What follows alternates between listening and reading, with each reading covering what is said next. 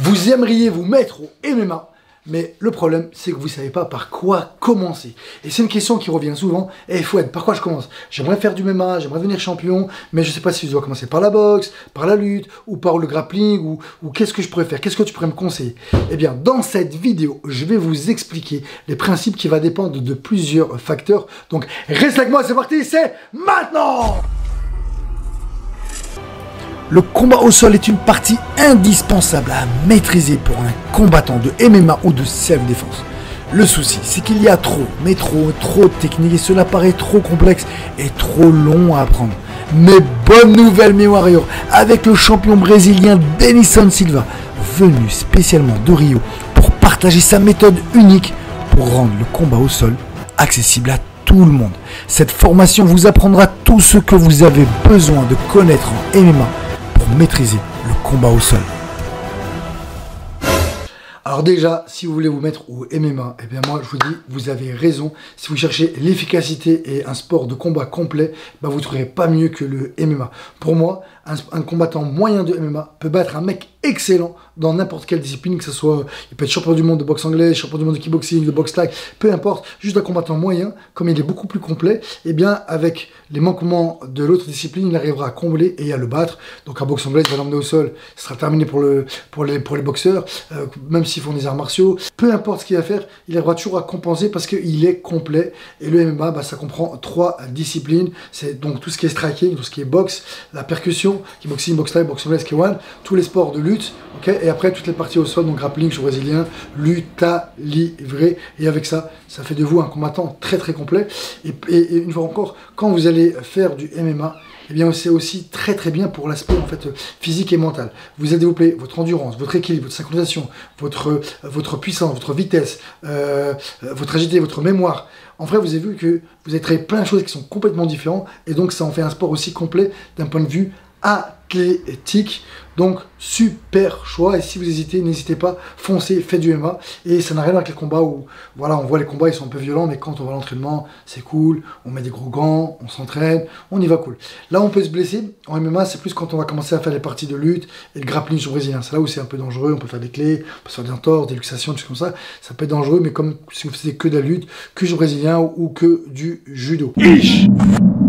Et maintenant, ce que vous attendiez depuis le début, ok, par quoi je commence et comment je fais? Eh bien, ça va dépendre de plusieurs paramètres. Si autour de vous, il y a un club de MMA, cherchez pas, faites du MMA. C'est tout, terminé. Si maintenant il n'y a pas de MMA, par quoi commencer? Ça va dépendre de votre profil psychologique et de ce que vous aimez faire. Moi, j'ai commencé par la boxe parce que j'aimais la boxe. Et donc, je me suis mis au MMA après, mais j'ai commencé par la boxe. Et pour moi, c'était ma stratégie. Je me suis dit, la lutte, de toute façon, d'apprendre la lutte pour amener au sol. Moi, je cherche pas à amener au sol. Donc, je vais apprendre des bases pour défendre au sol. Mais, de toute façon, à un moment donné, si je tombe face à un bon lutteur, il va m'amener au sol. Donc, moi, j'ai privilégié boxe et grappling, ok? Mais ça dépend de vous. Si maintenant, vous aimez, vous préférez, vous n'aimez pas trop le contact, eh bien, choisissez la lutte et le grappling et les bases dans la boxe. Mais l'erreur que surtout vous ne devez pas faire, c'est de chercher à faire les 3 sports en même temps, d'un coup, pour dire, allez, le mémoire, c'est de la boxe, c'est de la lutte et du grappling, et ben je vais faire les 3. Non, ça vous allez perdre énormément de temps, car chaque sport, pour avoir les bases, c'est au moins 2 ans. Donc si vous lancez dans le processus du MMA, dites-vous que ça va être un peu long. Le seul avantage, c'est que si vous commencez directement par le MMA, eh ben le MMA, vous allez aller à l'essentiel. Alors que si vous faites que de la boxe, bah c'est de la boxe pour de la boxe qui sera des fois pas trop adapté pour le MMA. Si vous faites du judo brésilien, il y a le kimono, et ben il y a plein de techniques qui ne sont pas du tout adaptées pour le MMA. Si vous faites de la lutte, c'est pareil, il n'y a pas les frappes, donc il y a plein de techniques qu'on ne vous pourrez pas faire au MMA. Donc en fin de compte, vous allez apprendre et perdre du temps à apprendre plein de techniques qui ne seront pas réalisables en MMA. Donc, ne cherchez pas à être bon dans les 3, cherchez à être excellent dans un sport. Écoutez bien, cherchez à être excellent dans un sport, donc choisissez lequel qui vous plaît le plus. Donc pour moi, c'était la boxe. Ensuite, je voulais être moyen au grappling, d'accord, en lutte à livrer exactement, et avoir des bases en lutte. Et avec ça, eh ben, j'ai une bonne combo. Mais chercher à être excellent dans les 3 ou bon dans les 3, ça prendra trop de temps, je vais mélanger, et au final, je ne serai pas vraiment efficace. Et si vous regardez bien, tous les sportifs qui ont vraiment marqué l'histoire, les grands combattants de MMA, eh ben Khabib, il était très fort en quoi? Eh ben en lutte. Si on regarde aller Conor McGregor, c'est l'idée qui me vient, il était très fort en plus en striking avec des bases de lutte et au sol sans plus, voilà. Donc vous, ne perdez pas de temps, choisissant 2, mais dont un, vous devez être excellent. Il faut vraiment que vous soyez excellent dans un sport, moyennement dans un autre, et au moins avoir les bases dans l'autre. Et avec ça, vous serez un bon combattant, un très bon combattant de MMA.